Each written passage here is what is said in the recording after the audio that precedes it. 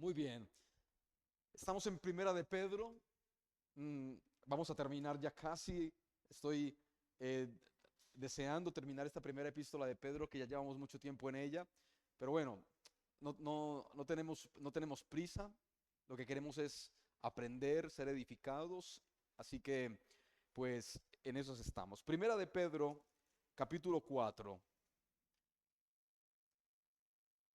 Es importante, hermanos, recordar que esta epístola de Pedro es una mezcla muy interesante entre las riquezas del Evangelio en términos doctrinales y las riquezas del Evangelio en términos prácticos. Una cualidad muy importante de esta epístola de Pedro es que en un momento estás leyendo y estudiando un concepto profundo del Evangelio, como la salvación, la redención, la gracia, esos conceptos profundos del Evangelio. Y de repente, un versículo más adelante, Pedro nos presenta una lista de principios de cómo vivir ese Evangelio profundo. Entonces me gusta porque esto nos hace recordar que el Evangelio contiene enseñanzas profundas, pero que nos llevan directamente a la práctica de ellas, a la vivencia de ellas. Entonces, no hay una batalla entre ¿qué escogemos? La doctrina o el evangelio práctico. Porque últimamente he escuchado en muchos sectores contiendas acerca de la iglesia no necesita tanta doctrina, necesita un evangelio práctico.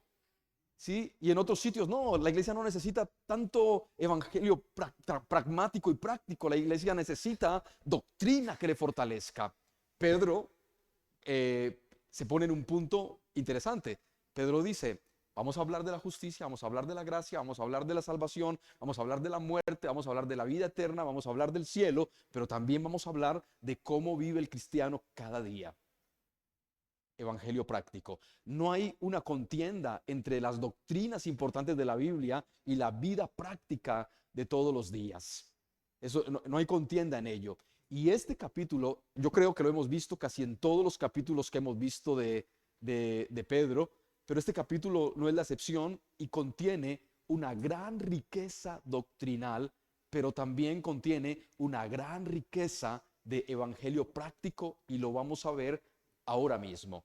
Ahora mismo lo vamos a ver.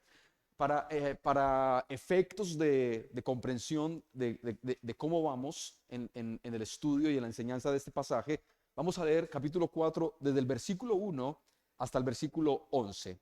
Capítulo 4, versículo 1 al 11. Puesto que Cristo ha padecido por nosotros en la carne, vosotros también armaos del mismo pensamiento, pues quien ha padecido en la carne terminó con el pecado, para no vivir el tiempo que resta en la carne conforme a las concupiscencias de los hombres, sino conforme a la voluntad de Dios.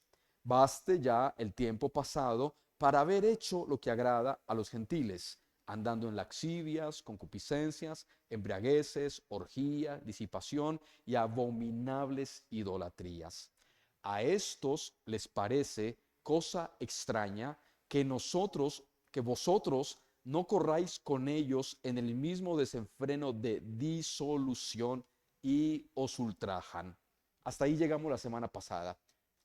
El estudio continuaría en el versículo 5.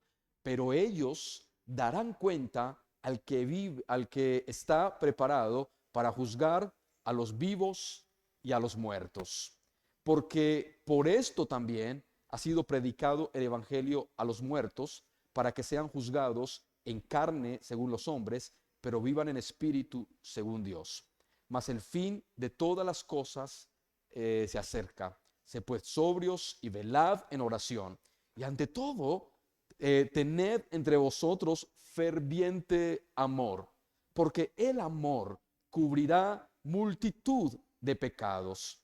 Hospedaos los unos a los otros sin murmuraciones, cada uno según el don que ha recibido, Ministrelo a los otros como buenos administradores de la multiforme gracia de Dios. Si alguno habla, hable conforme a las palabras de Dios. Si alguno ministra, ministre conforme al poder de Dios, al poder que Dios da, para que en todo sea Dios glorificado por Jesucristo, a quien pertenecen la gloria y el imperio por los siglos de los siglos.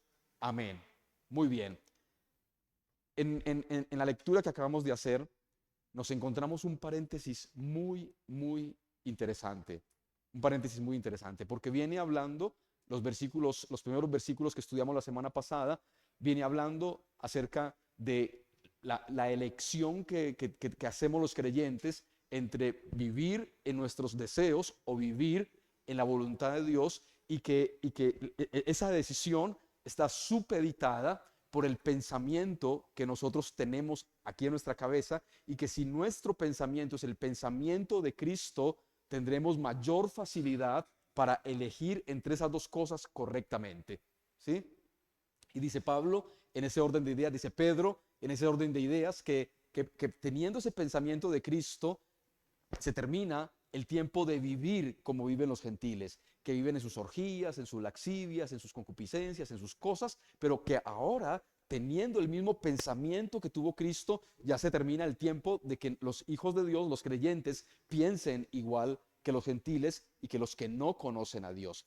Y aún más, Pedro nos advierte que esos mismos gentiles van a burlarse de nosotros. Versículo 4, versículo 4 dice: a esto les parece cosa extraña que vosotros no que vosotros no corráis con ellos en el mismo desenfreno de disolución y os ultrajan. ¿Sí? Entonces, esto fue más o menos lo último que dijimos la semana pasada. A la gente le sorprende que el creyente no piense como ellos.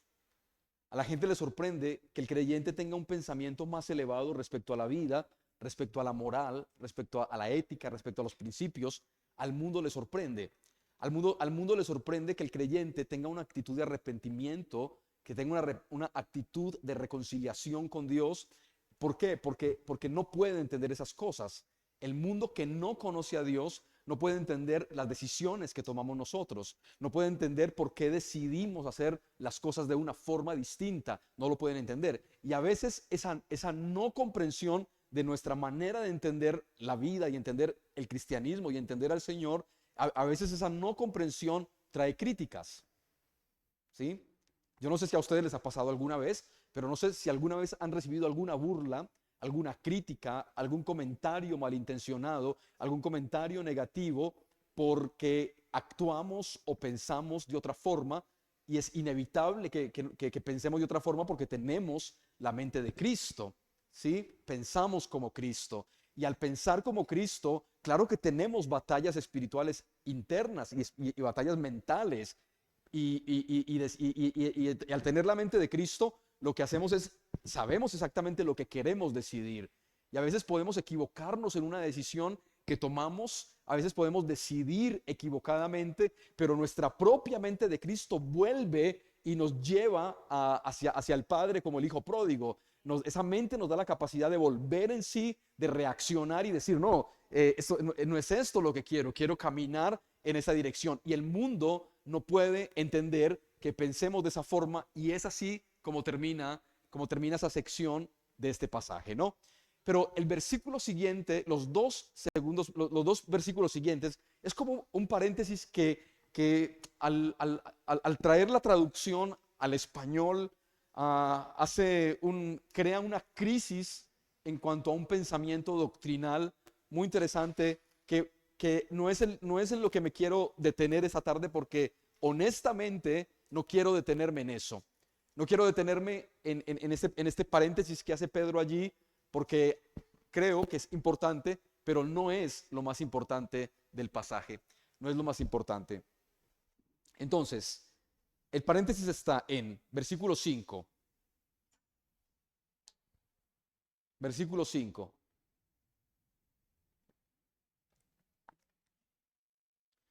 Pero ellos, versículo 5, pero ellos darán cuenta al que está preparado para juzgar a los vivos y a los muertos. ¿Sí? Eh, ¿Quién es el que está preparado para juzgar a los vivos y a los muertos? Estamos en el versículo 5, ¿no? El que está preparado para juzgar a los vivos y a los muertos es Cristo. ¿Sí? Porque Cristo venció sobre el pecado y ha recibido la autoridad para juzgar a los vivos y a los muertos. Pero aquí surge un pensamiento muy interesante y es cómo que juzgar a los vivos y a los muertos. ¿Juzga a Dios aparte a los que están vivos y hay otro juicio para los que están muertos? Esto tiene un sentido práctico muy sencillo, porque cuando leemos el versículo pensamos que el que está preparado para juzgar a los vivos y a los muertos, que es Cristo, juzgará a los vivos estando vivos y a los muertos estando muertos. Pero esa no es la idea del texto, porque la Biblia dice que solo hay un juicio, ¿sí? Y el juicio es para todos los que un día estén delante del trono de quién, de Dios, ¿sí? Vamos a utilizar un versículo bíblico para el versículo siguiente, para entender un poquito mejor el versículo siguiente. Y ese versículo bíblico es Hebreos 9:27, donde dice, está estipulado para los hombres que mueran una sola vez y después el juicio. Es decir, nadie recibirá o será juzgado por Dios en vida. Entonces, ¿qué significa este texto? Significa que tanto los vivos como los que ya murieron, tanto los vivos como los que ya murieron, un día todos seremos juzgados por Dios. Esto quiere decir que estos que están vivos, un día estarán ¿qué? Un día estarán muertos. Los que están vivos un día estarán muertos y los que están muertos pues ya están muertos. Pero cuando todos estemos muertos, los que están vivos algún día estarán muertos. Y voy a ponerles un ejemplo muy sencillo.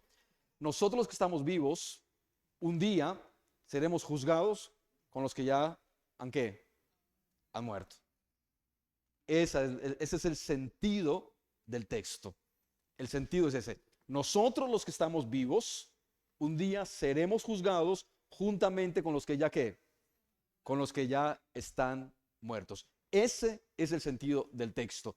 Entonces Pedro está hablando en presente para su generación. Y la generación que estaba viva, Pedro se refiere a esa generación y dice, los que estamos vivos seremos juzgados algún día con los que ya están ¿qué? Muertos. Ese es el sentido del texto. No un juicio para los vivos y aparte otro juicio para los muertos. ¿Sí? Eso es el sentido correcto del texto, es pensar, los que están vivos, un día ¿qué? Estarán muertos y serán juzgados con los que están muertos. Nosotros un día estaremos muertos, ahora estamos vivos, pero un día, cuando muramos y cuando todos estemos ante el trono de Dios, tanto nosotros como los que ya murieron, seremos un día juzgados, estaremos un día ante el trono del juicio de Dios. Y el versículo siguiente, porque por esto también ha sido predicado el evangelio ¿a quién? A los muertos. No olviden el versículo anterior, ¿sí? Y recuerden, no quiero detenerme aquí mucho rato porque no quiero, pero bueno, ya lo estoy haciendo, ¿sí? Y eso es importante, porque doctrinalmente es muy interesante. Yo no suelo decir las cosas como lo voy a decir a continuación, porque nunca esa es mi intención. Pero es que tengo que decirlo para que tenga comprensión el texto. Este texto, este texto es uno de los textos que es utilizado para hablar de las ánimas del purgatorio. Para desarrollarla. ¿Alguna vez han escuchado hablar de las ánimas del purgatorio? ¿Sí? De la misa o los rezos que se hace para qué? para los muertos. Y esa costumbre, esa doctrina está basada en la interpretación incorrecta de este texto. ¿Por qué es una interpretación incorrecta de este texto? Por contexto. ¿Por qué? Porque tanto versículos como colócame ahí, Hebreos 9:27. Hebreos 9:27.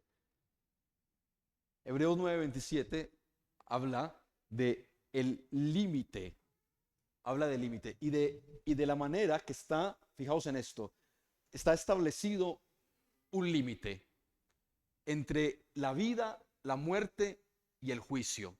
Hay un límite entre la vida, la muerte y el juicio. Y esto es importante. Entonces Hebreos dice, de la manera que está establecido para los hombres, hay un establecimiento respecto a la vida, la muerte y el juicio. Está establecido para los hombres que mueran ¿qué? Una sola vez. Y después de esa muerte, ¿qué viene? El juicio. Entonces, no hay espacio entre la vida y la muerte. En ese punto de la muerte, en el espacio de la muerte posterior a la muerte, no hay posibilidad alguna de arrepentimiento. Por lo tanto, no hay posibilidad alguna de que el evangelio sea repredicado a los muertos y que los muertos puedan volver o puedan creer en el evangelio, porque ya se ha establecido un orden en ese sentido. Entonces, el escritor de Hebreos dice que hay un orden establecido. Entonces, si pensamos en este versículo y pensamos en el de Pedro que estamos leyendo, no se pueden contradecir entre sí. El versículo de Hebreos, este versículo, ilumina el versículo de Pedro para entender que no fue posible que el evangelio fuera predicado a los muertos, porque ya hay algo establecido para los muertos, el juicio. ¿Sí? Ya hay algo establecido para los muertos, el juicio. No hay posibilidad ninguna porque ya hay algo establecido. ¿De acuerdo? Y mirar este texto. Segunda a los Corintios 6:12.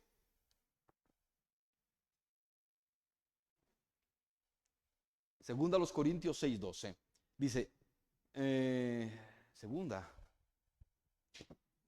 6:2, perdón, 6:2. Porque dice, en tiempo que te he oído y en día de salvación te he socorrido. He aquí ahora el tiempo aceptable, he aquí la hora, ahora el día de salvación. Hay un día, hay un tiempo aceptable para la salvación. Y Hebreos establece que ese tiempo aceptable para la salvación es antes de la muerte. Antes de la muerte. Volvamos al texto. Al texto principal, que es Primera de Pedro 4:5. Entonces, porque por eso también ha sido predicado el evangelio a los muertos. Entonces, recuerden el versículo anterior. El versículo anterior dice que serán juzgados los vivos y los muertos. Si Pedro estuviera aquí en este momento, Pedro estaría diciendo, nosotros estamos vivos y seremos algún día juzgados cuando muramos. Pero los que ya murieron también algún día serán juzgados con nosotros cuando nosotros muramos. Pero esos que ya murieron, esos que ya están muertos, versículo 6, a esos que ya están muertos también les fue predicado el evangelio. ¿Sí? Es decir, Pedro está hablando de los creyentes a los que les fue predicado el evangelio, que serán juzgados fíjense en esto, que serán juzgados en la carne según los hombres, es decir, que serán juzgados por sus obras cuando estuvieron vivos, pero que vivirán en el espíritu según Dios, obviamente. Vaya por Dios, madre mía, que serán, ¿está bien? Sí. Que serán salvados, vivirán en el espíritu por la obra de Dios. ¿Sí? Entonces, no hay un evangelio que será predicado a los muertos. Es un evangelio que fue predicado a los que ya están muertos cuando estaban, ¿qué? Vivos. ¿Sí? Ese es el sentido del texto. Primero, por contexto inmediato, que es el versículo anterior, y segundo, por lo que dice el resto de la Biblia respecto a la salvación que solamente puede ser recibida previo a la muerte. ¿Sí? Previo a la muerte.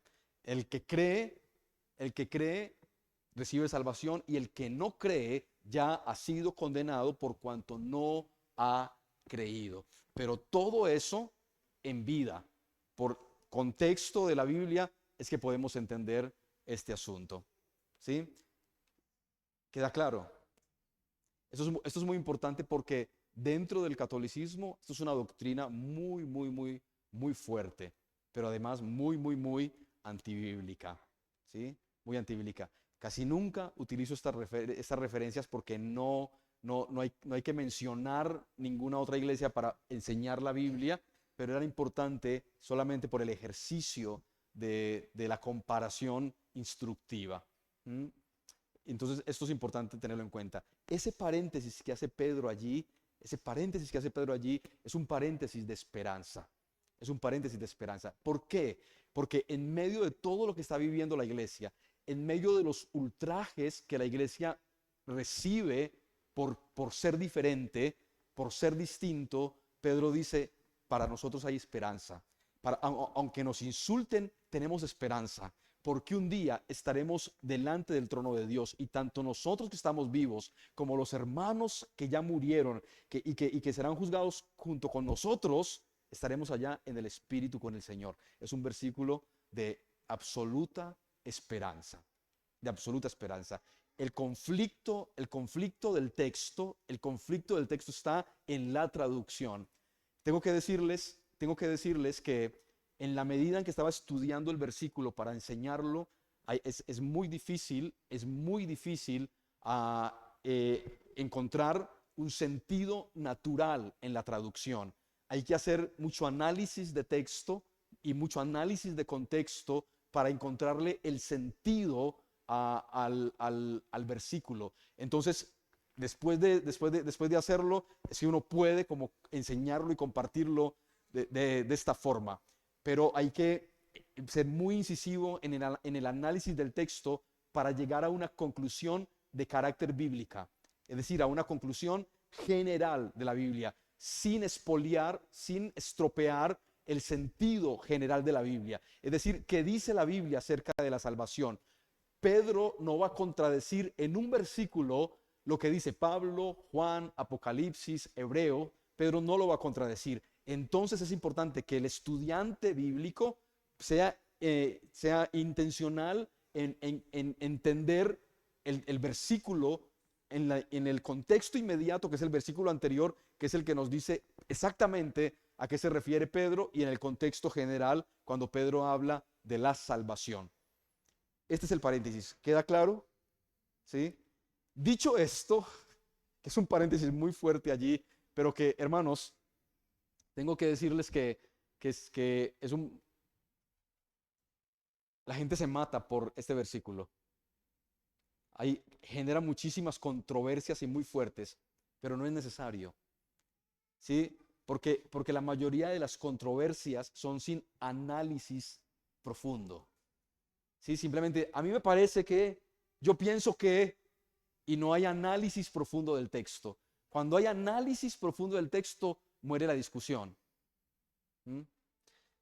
El versículo siguiente, después de pasar por este bache teológico, por este espacio teológico, Pedro vuelve al evangelio práctico, al evangelio sencillo. Y cuando vuelve al evangelio práctico, Pedro dice, mas el fin, versículo 7, mas el fin de todas las cosas se acerca. Sed pues, ¿qué?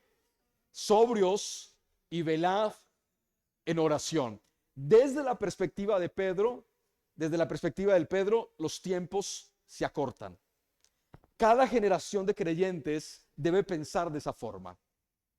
Porque Martín Lutero tenía una frase muy, muy interesante, y además muy significativa para la vida diaria. Martín Lutero decía, vivamos cada día como si Cristo viniera mañana y planifiquemos como si viniera en 100 años. ¿Sí?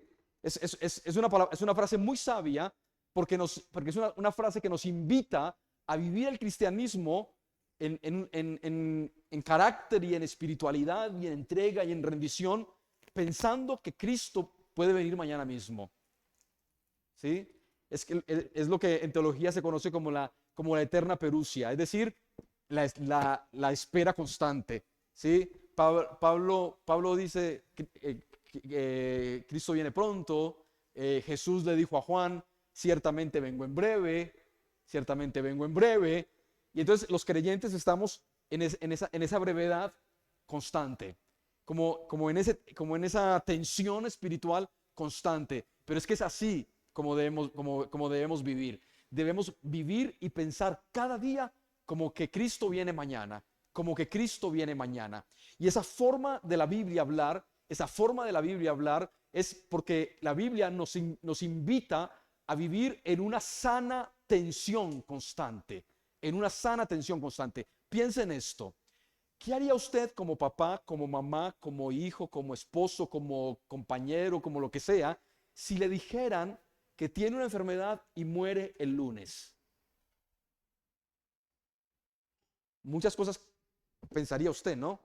Y sobre todo arreglaría muchas cosas. Bueno, ya saben, no tengo que explicar lo que haríamos si le dijera al médico, mire, la próxima semana tiene 5 días de vida. Vino demasiado tarde al médico y le quedan 5 días de vida. Esa tensión le va a llevar le va a llevar a corregir cosas que a usted no se le ocurrió que tenía que corregir rápido. Le va a llevar a arreglar cosas, a preparar cosas que no pensó que iba a preparar. Esa tensión respecto a la vida, la muerte, Cristo viene, esa tensión es una constante en el Nuevo Testamento y debemos vivir así. Nunca deberíamos tener el pensamiento como bueno, es que llevamos 2000 años diciendo que viene y no viene. ¿Y si sí? Ayúdame un poquito con la niña, porfa. ¿Y si sí?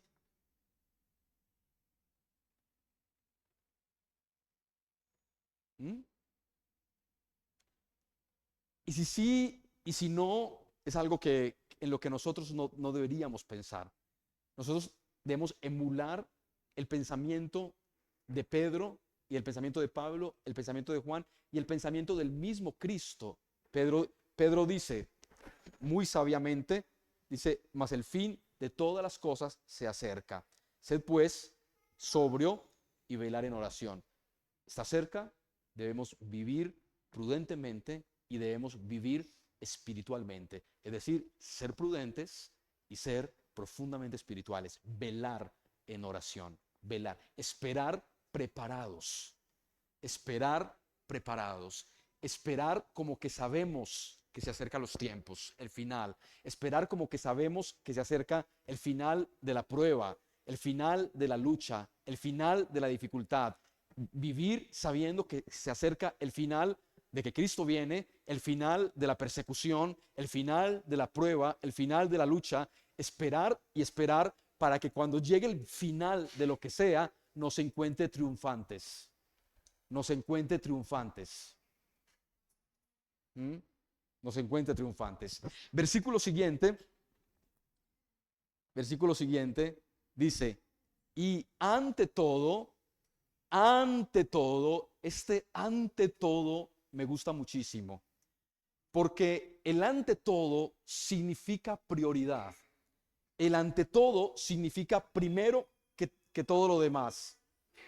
El ante todo significa pensar en algo como lo que tengo que pensar antes de pensar en otras cosas. Eso significa el ante todo. Ante todo, antes de cualquier otra cosa, antes de que la iglesia esté bien decorada, antes de que pongamos las cosas muy bonitas, antes de que hagamos viajes maravillosos, antes de que plantemos otras iglesias, antes de que hagamos esto, antes de que hagamos lo otro, hay una prioridad. Ante todo, y Pedro establece esa prioridad.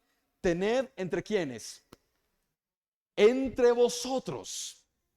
que haya entre nosotros, antes de cualquier otra cosa, antes de cualquier otra cosa, tiene que haber algo muy importante entre nosotros. Pedro dice, haya entre vosotros ferviente amor.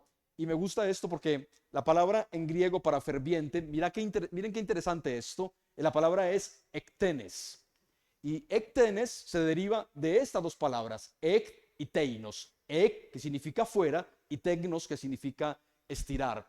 Es decir, estírelo hasta que se desborde.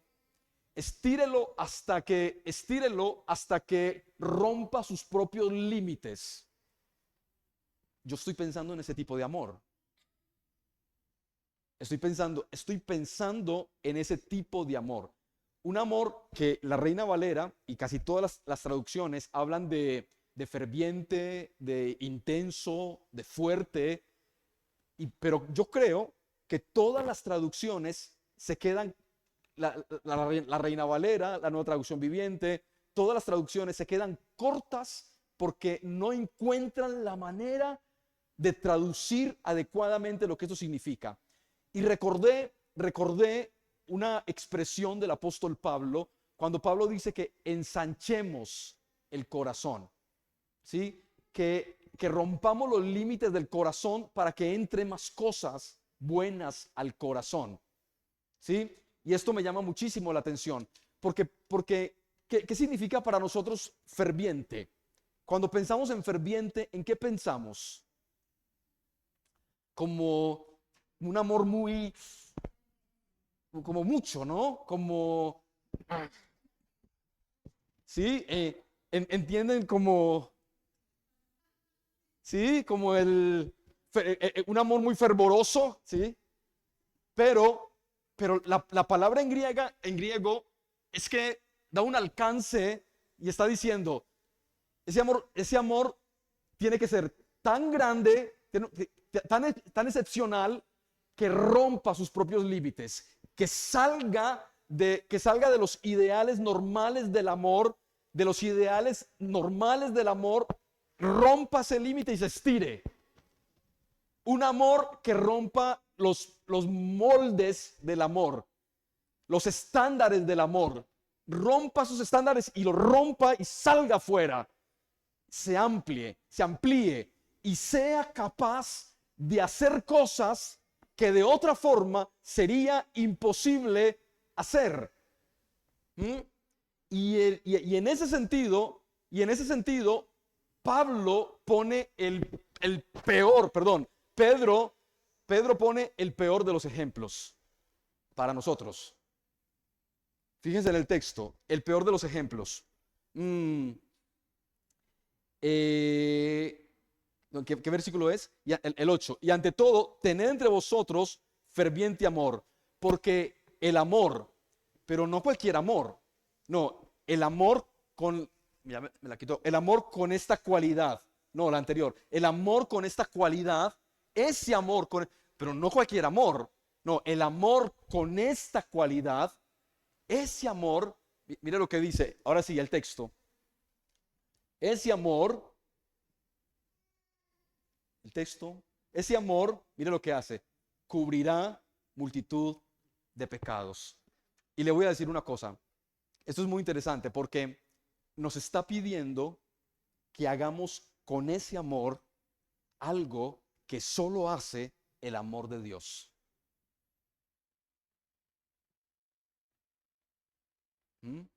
¿Qué dice la Biblia de Dios respecto a nuestros pecados? Dice la Biblia que Él coge nuestros pecados, los coge y se los lleva y los tira a lo profundo de la mar, los cubre con multitudes de agua para nunca más volverse a acordar de ellos. Pero es que eso es un amor excepcional, es el amor de Dios. Cuando Pedro intencionalmente, recuerden que el Espíritu Santo escoge las palabras adecuadas y la palabra ferviente es la palabra que está pensando el Espíritu Santo, es la palabra que viene a la mente de Pedro y cuando esa palabra viene a la mente de Pedro, Pedro está diciendo, esta iglesia, la iglesia tiene que amar con este amor excepcional, este amor que rompe los moldes del amor normal, del amor humano normal, rompe ese molde, se estira y sale fuera de esos parámetros y es capaz de coger la ofensa que recibe. Es capaz de coger la ofensa que recibe. Y mire, ¿por qué Pedro utiliza la palabra pecado? Porque la palabra pecado en el contexto bíblico es el término más fuerte para referirse a una ofensa. Porque el pecado es tan fuerte que llega a ofender y a doler a Dios mismo. ¿Cómo será de fuerte? Entonces, Pedro utiliza la palabra pecado para referirse al daño que alguien puede llegar a hacerme a mí, ¿sí? Al daño que alguien puede llegar a hacerme a mí.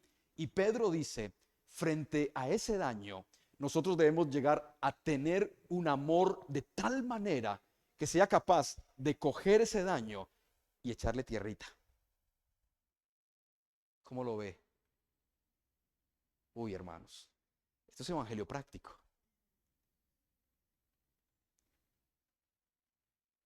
Muy fuerte, ¿no?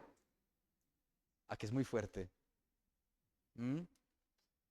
Esto no se trata, porque esto no se trata de que usted vio a alguien cometiendo una falta y usted dice, lo vi y no voy a decir nada, voy a comer callado.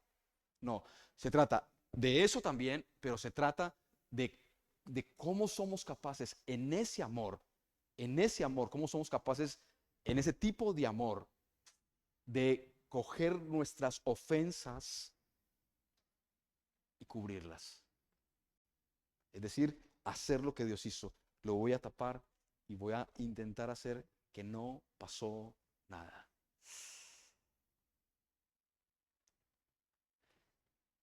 Porque les voy a mostrar la antítesis de eso. Les voy a mostrar la antítesis de eso, lo contrario a eso. Proverbios 10:12.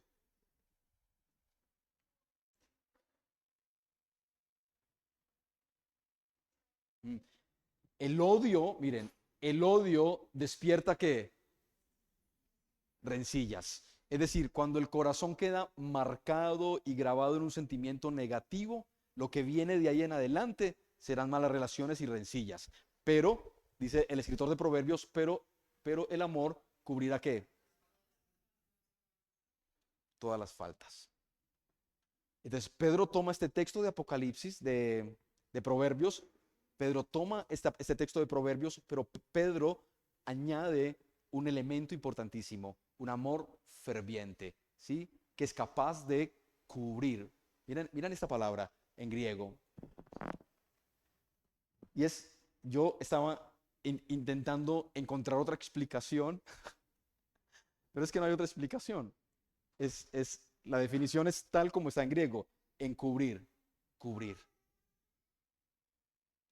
¿sí?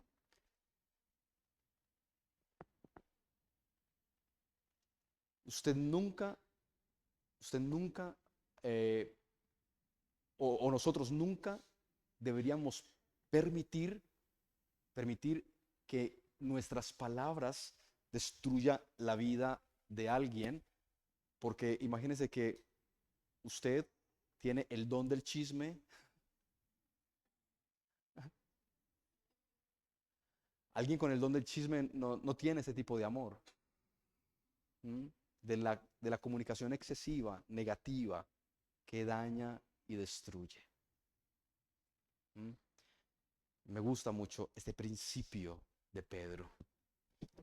Es bellísimo, porque, porque hay que tener un amor estirado para ser capaz de hacer eso. Y lo que Pedro nos está pidiendo es amar como Dios ama. Y amar como Dios ama rompe los moldes del amor humano, rompe los moldes del amor convencional, del amor normal, porque el amor llega hasta donde me dañan, el amor llega hasta donde me atacan, el amor llega hasta donde me hieren. Versículo 9. Hospedaos unos a otros sin qué, sin murmuraciones. Como no tengo mucho tiempo, no quiero detenerme mucho ahí, quiero pasar al versículo 10. Cada uno, según el don que ha recibido, ministrelo a otros como buenos administradores de la multiforme gracia de Dios.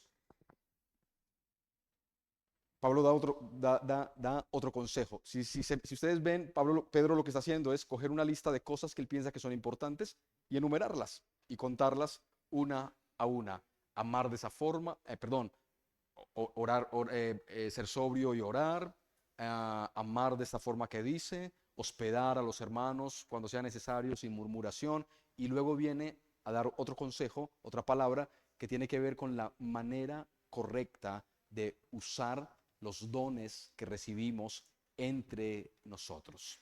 El texto dice, cada creyente tiene un don que ha recibido. Cada creyente tiene un don que ha recibido.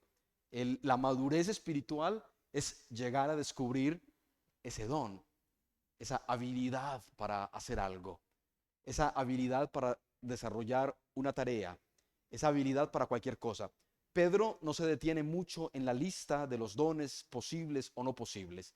Pedro habla de que cada uno, según el don que ha recibido, cada uno recibe un don y alguna vez es más visible que otro.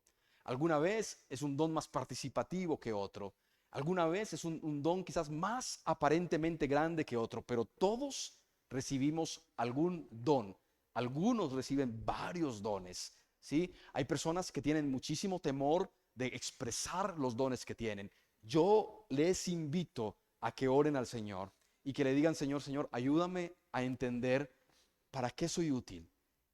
¿Qué se me da bien? ¿Qué cualidad? ¿Qué habilidad o qué habilidades me has dado para servirte? Y Pedro dice, con esos dones hay que... ¿Qué significa esa palabra? Esa palabra viene del griego diaconeo. Y diaconeo significa servir a otros. Servir a otros. Quiere decir que Pedro en esta ocasión está hablando servir a otros, ser servidor, ayudante a favor de otros. Eso quiere decir que Pedro está diciendo que hay un montón de dones que son para ponerlos al servicio de ¿quién? ¿De quién? No, no, no, no, no. No, no, no, no, no, no, no. De la gente. De la gente. ¿Mm? ¿Eh? Fíjense en esto, cada uno según el don que ha recibido, utilice ese don para servir a los otros. ¿Mm? Y escuchar esto, casi todos los dones que tenemos son para servir a otros. ¿Mm? Y esto es importantísimo. ¿De qué manera puedo utilizar mis habilidades para servir a otras personas? ¿Mm? Para ser útil en la vida de otras personas, en la familia de Dios, en la iglesia. ¿Cómo puedo ser útil con eso? Yo creo que una de nuestras mayores misiones como iglesia es ayudar a la gente a entender sus dones y en la medida en que entiende y conoce sus dones, ayudarle a que ponga sus dones al servicio de la iglesia. ¿Mm? Y a veces yo he escuchado a algunas personas decir, no, no, no, no, yo sirvo a Dios. A mí no me importa lo que diga la gente, yo sirvo es al Señor. No, hermanos, eso es un error. Eso es un error. Porque no, hemos recibido habilidades para ponerlas al servicio de los hermanos. ¿De qué manera puedo utilizar los dones que yo tengo para ayudar a otros? Y es más, Pedro va un poco más allá. Pedro dice que estos diáconos, estas personas que sirven en la iglesia, esa habilidad de servir representa la cualidad de administrar correctamente esa multiforme gracia de Dios. Esa multiforme gracia de Dios. Es decir, que todo lo que Dios nos da no está bien administrado, no está bien utilizado, sino está al servicio de la gente.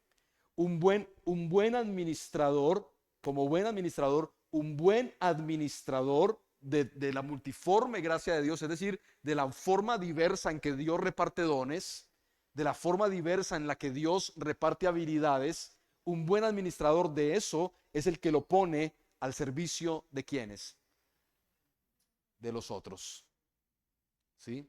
De los otros. Por eso en esta iglesia insistimos constantemente en desarrollar líderes, servidores, y siempre pensando en una cosa: el don que tienes es para servir a Dios y para servir a la iglesia, servir a Dios y servir a la iglesia. Escuchar esto: imagínense que soy el que limpia las sillas de la iglesia y digo, estoy poniendo esta sillita para la gloria del Señor. Hermana, esa silla no quedó bien. Pues usted verá, si no le gustó, es para la gloria del Señor. No es para la gloria del Señor. Es para la gloria del Señor y para el servicio de los hermanos. Cada vez que muevo una silla, que conecto un micrófono, que toco una tecla, es para la gloria del Señor y para el servicio de los hermanos. Para el servicio de los hermanos. Y tiene que tener el mismo nivel de excelencia. El mismo nivel de excelencia cuando lo hago para Dios que cuando lo hago para los hermanos. Porque un buen administrador de los dones de Dios, una iglesia que administra correctamente los dones de Dios, los utiliza entre los otros. ¿Mm? Sí. No, hermano, es que no está bien que tal cosa, lo otro. Ay, pastor, pues usted verá, yo es que lo hago para la gloria del Señor. Sí, pero no. Sí, pero no. Es para la gloria del Señor, pero para el servicio a los hermanos. ¿Mm? Y eso es importantísimo. Es importantísimo. Un buen mayordomo de los dones de Dios tiene conciencia de que requiere la misma excelencia para Dios que para la iglesia, para los hermanos. ¿Por qué? Porque eso define a los buenos administradores. Los buenos administradores de estos dones los ministran entre los hermanos. ¿Mm? ¿Sí? Y entonces Pedro pone aquí dos ejemplos y luego Pedro dice, si alguno habla, el don de hablar. Yo conozco gente que tiene ese don. Si alguno habla, eso es un don. Si alguno habla, hable conforme a la palabra de Dios. Si alguno ministra, ministre conforme al poder que Dios da. Escuche, si alguno habla, habla conforme al poder de Dios. Y, perdón, hable conforme a la palabra de Dios. Y si alguno ministra, ministre, vale. Un paréntesis, un paréntesis. Si alguno ministra, ¿qué significa si alguno ministra? ¿Qué significa esa expresión, si alguno ministra? Si alguno sirve, ¿sí? Si alguno sirve. Eso es importante. Esto no es como cuando nos dicen, vamos a pasar al frente para que nos ministren. Eso no existe. No hay ninguna utilización en la Biblia de ese concepto para eso, ¿sí? O cuando dicen, uy, hoy en la iglesia fue ministrado, eso no existe, ¿sí? Hoy en la iglesia fui ministrado, ¿qué significa? ¿Qué sentido bíblico tiene eso? Piensen en eso. Hoy en la iglesia el Señor me ministró. Hoy en la iglesia el pastor nos ministró a todos. En ese sentido esa expresión no existe, ¿sí? Porque el pastor nos ministró, quiere decir, estamos como diciendo, el pastor nos ministró, fue ministrado en la iglesia, casi siempre se refiere a una experiencia que una persona tuvo dentro de la iglesia, fue ministrado tremendamente. O sea, eso es una incongruencia. Hoy fui, ¿y por qué estabas llorando? No, fui muy ministrado en la iglesia.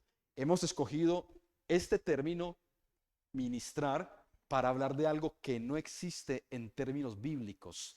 No existe en términos bíblicos. Porque la palabra ministrar significa servir. Significa servir. Y lo que recuerden lo que les dije, Pedro no hace una lista, Pedro no hace una lista de dones. Pedro no está pensando en los dones. Pedro está pensando en cómo utilizar los dones y en quién utilizar los dones. ¿Sí? Y en el versículo 2, así como Pedro dice el don de hablar y utiliza este genérico de servir, porque el que sirve puede servir de muchas maneras. El que ministra, ¿en qué puede servir el que ministra? ¿En qué puede? El que ministra puede cantar, el que ministra puede poner las sillas, el que ministra puede enseñar, el que ministra puede hablar a los niños, el que ministra puede dirigir las finanzas, el que ministra puede dirigir esto allí, el que ministra puede pintar. O sea, hay muchas, predicar en las calles, enseñar a otros. Hay muchas formas de ministrar, muchas formas de ministrar, porque ministrar significa literalmente que servir. Y hay muchas formas de servir. Entonces, Pedro simplemente utiliza dos ejemplos de dones, pero aplica a todo, porque esta palabra ministrar aplica a cualquier tipo de servicio que el creyente utilice dentro de la iglesia. Y cualquier tipo de servicio que utilice el creyente dentro de la iglesia debe ser aplicado conforme a qué? A la palabra de Dios y conforme al poder de Dios. Y hermanos, y esto me gusta mucho, porque subvaloramos a veces funciones dentro de la iglesia. ¿Sí? Esta semana yo estaba teniendo una conversación con alguien y yo le estaba diciendo, es que limpiar la iglesia no es una transición hacia un ministerio más grande o hacia un servicio más grande. No, es tan importante como otro que parezca más importante. ¿Sí? No, la expresión, bueno, yo voy a empezar limpiando, ya por ahí arranco. O sea, no, el servicio de limpiar la iglesia es tan importante como el servicio del que viene y predica, del que coge los niños, del que canta la música, del que hace lo que haga. Porque cualquier servicio que se haga debe hacerse bajo el poder de Dios. El poder de Dios, para que Dios sea glorificado. ¿Sí? No debe hacerse bajo el carácter, bajo nuestro propio carácter. No debe hacerse bajo nuestra propia humanidad y nuestra propia fuerza. ¿Por qué? Porque cuando es así, se desarrolla el ego, se desarrolla actitudes negativas. Usted no ha visto a gente que cuando sirve tiene actitudes que son incorrectas, que cuando sirven a Dios dañan a otros, que cuando sirven a Dios son incapaces de sujetarse a alguien, son incapaces de obedecer, son incapaces de seguir normas, tienen actitudes negativas, porque no están sirviendo bajo el poder de Dios, sirven bajo su carne, bajo su humanidad, bajo sus propias ganas, bajo sus intenciones humanas, no sirven bajo el poder de Dios. Y no sirven bajo la palabra, conforme a la palabra de Dios, porque la palabra de Dios y el poder de Dios están por encima, anulan nuestro carácter. ¿Sí? Anulan. Entonces ahí el servidor, cuando el que quiere servir no vive conforme a la palabra de Dios y no vive bajo el poder de Dios, su servicio es un servicio muy humano. Y cuando el servicio es muy humano, sin esa cobertura espiritual del Señor, al final, tarde o temprano usted lo va a ver. ¿Por qué? Porque un día cualquiera viene y lo deja tirado. Alguien que sirve bajo el poder de Dios y conforme a la palabra de Dios, nunca humanamente dejará tirado su servicio al Señor, ni su servicio a la iglesia, porque tiene algo dentro de él que desde eso es lo que sirve. El poder de Dios y la palabra de Dios sirve desde ahí. Entonces Pedro lo tiene claro. No quiero a nadie, dice Pedro, nadie que sirva por su cuenta propia. Cuando hay una expresión, cuando hay expresiones dentro de la iglesia que la gente o maltrata a otros, daña a otros, no sirve con rectitud de corazón, se ve mucho el ego, se ve mucho su humanidad, es porque no está sirviendo bajo estos dos principios. Me gusta muchísimo. Si alguno habla, es un don hablar, ¿sí? El don de hablar, hable conforme a la palabra de Dios. Y todo el que ministre conforme al poder de Dios, porque al final Porque al final, si no se hace conforme a la palabra y si no se hace conforme al poder de Dios, todo lo que se haga no glorificará a Jesucristo, no traerá gloria al Señor. Al final traerá daño, herirá a otros y se sentirá la persona frustrada, dañada. ¿Por qué? Porque no está sirviendo bajo este poder. Cuando cada vez que yo estoy desalentado como pastor, porque me desaliento, cada vez que me siento ahogado, porque me siento ahogado, cada vez que tengo ganas de salir corriendo y cerrar la puerta y entregar las llaves y decirle, Marcela, mire, haga lo que quiera, haga lo que quiera, haga lo que quiera que nosotros que hasta aquí llegamos, cuando tengo ganas de hacer eso, sé que lo que tengo que hacer es buscar al Señor. Sé que lo que tengo que hacer es buscar al Señor. Porque si no, va a ser imposible. Porque si no, va a ser imposible. ¿Se fija tan bonito que habla Pedro? Con tanto sentido que dice las cosas. Es que es la iglesia del Señor. Y la iglesia del Señor tiene que funcionar así. La gente que sirve al Señor, los que ayudamos, porque esa es la forma más fácil, más sencilla de describir el servicio, es la gente que ayudamos en la iglesia, la gente que colaboramos, que somos servidores dentro de la iglesia. Por eso aquí en Su Gracia Salamanca utilizamos el término servidores, ¿sí? Utilizamos la palabra líderes para que entienda la gente que viene de fuera, para que los que no hacen parte de la iglesia lo entiendan. Pero aquí utilizamos la palabra servidor porque es la definición exacta de el que ministra, el que sirve, diaconea, diáconos, servidores, ¿sí? Y cuando servimos al Señor, no servimos en nuestros pensamientos, criterios y fuerzas humanas, servimos conforme a la palabra de Dios y servimos conforme al poder de Dios. ¿Veo? Amén. Vamos a orar.